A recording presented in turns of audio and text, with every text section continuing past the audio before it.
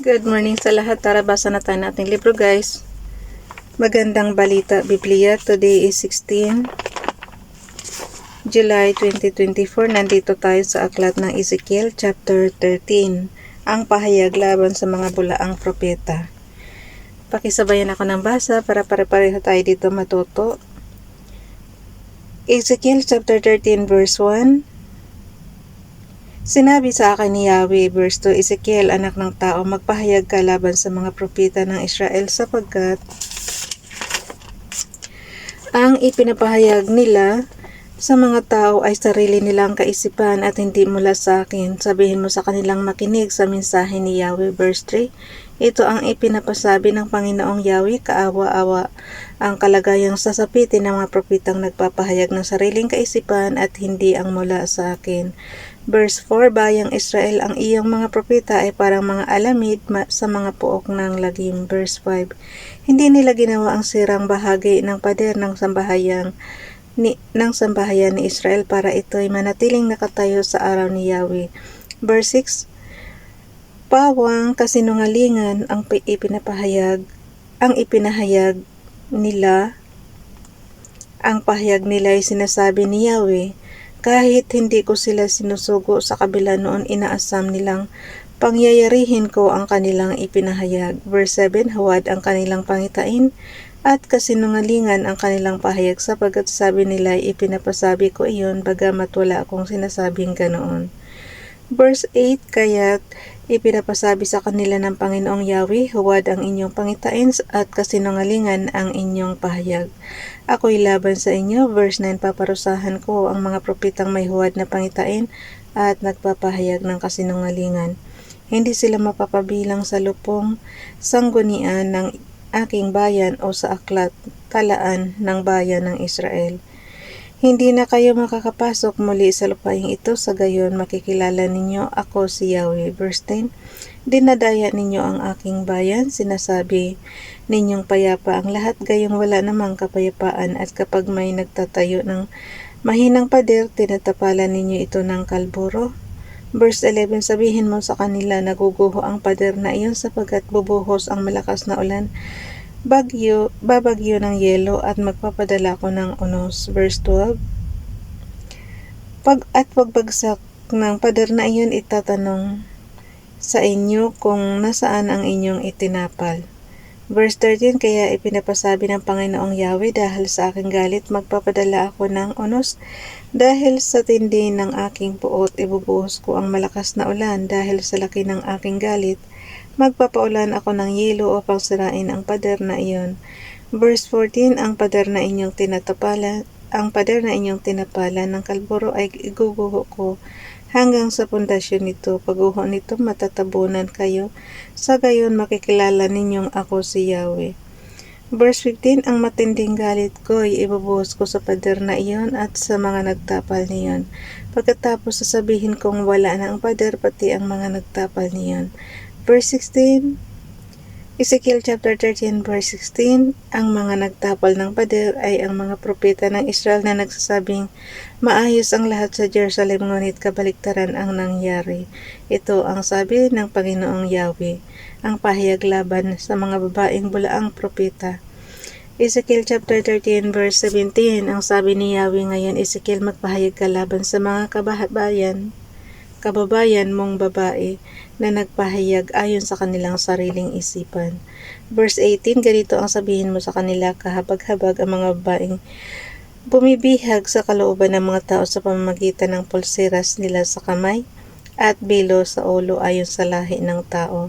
Binibihag pa ninyo ang kalooban ng aking bayan para sa inyong kapakinabangan. Verse 19, ginawa ninyo ako ng malaking kalapastangan sa harap ng aking bayan sa pamamagitan ng kaunting harina at ng durog na tinapay, sa pamamagitan ng inyong pagsasabi ng kasinungalingan sa mga mahilig makinig.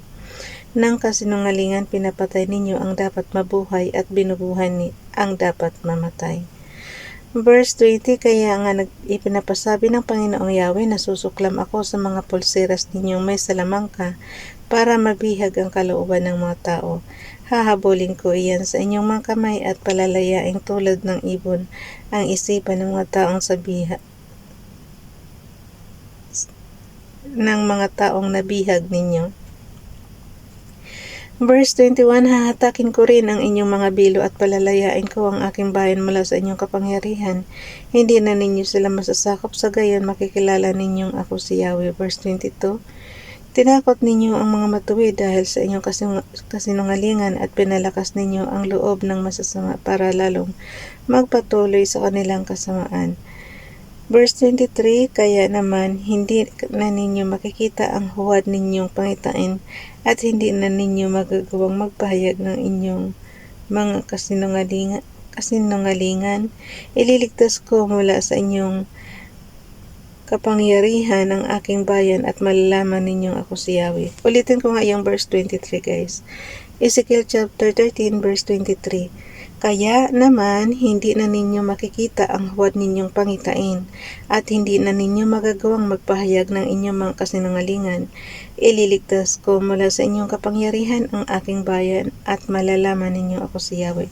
Ito yung mga bulaang propetang babae, mga babaeng bulaang propeta guys. Aywan ko, bakit marami talagang nagpapanggap na mga propeta.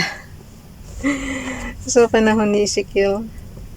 Okay, nandito tayo sa Ezekiel chapter 14, ang hatol laban sa mga sumasamba sa Diyos-Diyosan. Ito na naman. Alam mo guys, pabalik-balik lang itong Diyos-Diyosan. Ay, pinakaayaw nga yan ni Father God, tapos ginagawa pa rin nila. So, para tayo, huwag tayo parusahan ng, ni Father God, huwag talaga tayo sumamba sa mga Diyos-Diyosan, guys. Okay. Ezekiel chapter 14 verse 1, minsan pumunta sa akin ang ilang pinuno ng Israel upang magpasangguni. Pwede naman kayong pumasok sa ganyan na may nakikita kayong mga revolto, pero huwag niyong sambahin. Kumbaga sa dumirekta na kayo kay Father God. Ganun lang kasimple yun. Okay, Ezekiel chapter 14 verse 1.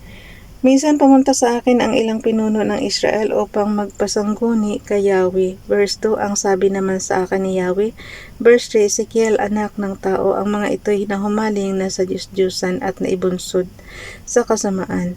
Hindi ko sila tutugunin sa pagsangguni nila sa akin. Verse 4, sabihin mo na lamang sa kanila na ipinapasabi kong huwag sasangguni sa mga propeta ang mga Israelitang sumasamba sa Diyos-Diyosan na naging dahilan ng patuloy nilang pagkakasala. Yun nga ay. Kapag sumangguni sila, panahon pa kasi ni Solomon guys, yung kanyang marami siyang asawa, diba? So na-influensyahan siya na sumamba sa mga Diyos-Diyosan. Kaya ayun, makasalanan talaga sila. Okay? Ulitin ko guys, verse 3. Ezekiel chapter 14 verse 3, ulitin ko lang. Ezekiel, anak ng tao, ang mga ito na humaling na sa Diyos-Diyosan at naibunsod sa kasamaan, hindi ko sila tutugunin sa pagsangguni nila sa akin. Verse 4, sabihin mo na lamang sa kanila na ipinapasabi kong huwag sasangguni sa mga propeta ang sinamang Israelita sumasamba sa Diyos-Diyosan na naging dahilan ng patuloy nilang pagkakasala. Kapag sumangguni sila, tawiran kong ibibigay sa kanila ang sagot na nararapat sa marami nilang Diyos-Diyosan. Verse 5, sa pamamagitan ng sagot kong ito, manunumbalik sa akin ang mga Israelitang ito na nahumaling sa pagsamba sa mga Diyos-Diyosan. Verse 6, sabihin mo nga sa bayang Israel na ipinapasabi ko, magsisi na kayo at tigilan na ninyo ang pagsamba sa mga Diyos-Diyosan. Verse 7, sapagkat ako ang tuwirang sasagot sa sinumang Israelita o nakikipanayam sa Israel na sasangguni sa propeta habang siya ay malayo sa akin at patuloy sa pagsamba sa Diyos-Diyosan at sa kanyang kasamaan. Verse 8, itatakwil ko ang ganoong ori ng tao. Gagawin ko siyang usap-usapan ng lahat at babala para sa iba. Sa gayon, hindi na siya mapapabilang sa Israel. Kumukulo guys, naririnig niyo. Sa gayon, hindi na siya mapapabilang sa Israel. Sa gayon, makikilala ninyo ako si Yahweh. Ezekiel chapter 14 verse 9. Kapag ang isang propeta ay naakit magpahayag ng mali, ako ang dumaya sa kanya. Ulitin ka nga guys. Ezekiel chapter 14 verse 9. Kapag ang isang propeta ay naakit magpahayag ng mali, ako ang dumaya sa kanya. Kung magkagayon, paparusahan ko siya at hindi na ibibilang sa aking bayan. Verse 10, siya at ang sasangguni sa kanya ay paparusahan ko. Kung ano ang ipaparusa ko sa propeta ay siya ko rin ipaparusa sa sinamang sasangguni sa kanya. Verse 11, gagawin ko ito para hindi na lumayo sa akin ang Israel at hindi na sila magpakasama. Kung magkagayon, sila ay magiging bayan ko at ako naman ang kanilang Diyos. Ito nga ang sabi ni Yahweh ng Diyos. Ang hatol ng Diyos laban sa Jerusalem. Verse 12, sinabi sa akin ni Yahweh, verse 13, Ezekiel, anak ng tao, kapag ang isang bayan ay hindi naging tapat sa akin, paparusahan ko sila at babawasan ang kanilang pagkain, padadalhan ko sila ng tagutom hanggang sa mamatay ang mga tao, pati hayop. Verse 14, kung magkataong naroon sina Noe, Daniel at Job, sila lamang ang maliligtas dahil sa matuwid nilang pamumuhay. Bakit isasama si Noe nakaligtas na nga si Noe, diba? Nung flooding. Verse 14 guys, ulitin ko. Kung magkataong naroon sina Noe, Daniel at Job, ang lakas talaga ng kulog. Okay. Verse 14, kung magkataong naroon sina Noe, Daniel at Job, sila lamang ang maliligtas dahil sa matuwid nilang pamumuhay. Verse 15, kapag pinapasok ko sa isang bansa, ang mababangis na hayop sila'y uubusin ng mga ito. Ang dakong iyon ay magiging puok ng laging hanggang sa ang lahat ay matatakot magdaan doon dahil sa mababangis na hayop. Verse 16, isinusumpa kung wala akong ititira isa man sa kanila, magkataon mang naroon sina Noe, Daniel at Job, sila lamang ang maliligtas, ngunit hindi nila maililigtas isa man sa kanilang mga anak. Verse 17, kapag pinadalhan ko ng tabak ang isang bansa, silang lahat ay aking papatayin, pati mga hayop. Na-intimidate talaga ako sa kulog guys, ang lakas-lakas. Okay, verse 17, kapag pinadalhan ko ng tabak ang isang bansa, silang lahat ay aking papatayin, pati mga hayop. Verse 18, kung magkataong naroon sina Noe, Daniel at Job, sila lamang ang maliligtas. Wala silang may sasama isa man sa kanilang mga anak, ako ang buhay na Diyos, sabi ni Yahweh. Verse 19, kapag ang isang bansa ay pinadalhan ko ng salot at ibinuhos ko roon ang aking matinding galit, mamamatay silang lahat, pati mga hayop. Verse 20, ako ang buhay na Diyos, sabi ni Yahweh, naroon man sina Noe, Daniel at Job, hindi rin nila maililigtas kahit isa sa kanilang mga anak, sila lamang tatlo ang maliligtas sapagkat matuwid ang kanilang pamumuhay. Verse 21, ipinapasabi nga ni Yahweh, ano pa ang maaaring asahan ng Jerusalem kapag nilipol ko ang lahat ng naroon sa pamamagitan ng digmaan, tagutom, mababangis na hayop at salot na siyang apat na paraan ng aking pagpaparusa. Tandaan natin yung apat na pagpaparusa ni Father God. Digmaan, tagutom, mababangis na hayop, tsaka salot. Okay, verse 22. Ulitin ko lang yung verse 21 ha. Ipinapasabi nga ni Yahweh, ano pa ang maaring asahan ng Jerusalem kapag nilipol ko ang lahat ng naroon sa pamamagitan ng digmaan, tagutom, mababangis na hayop at salot na siyang apat na paraan ng aking pagpaparusa.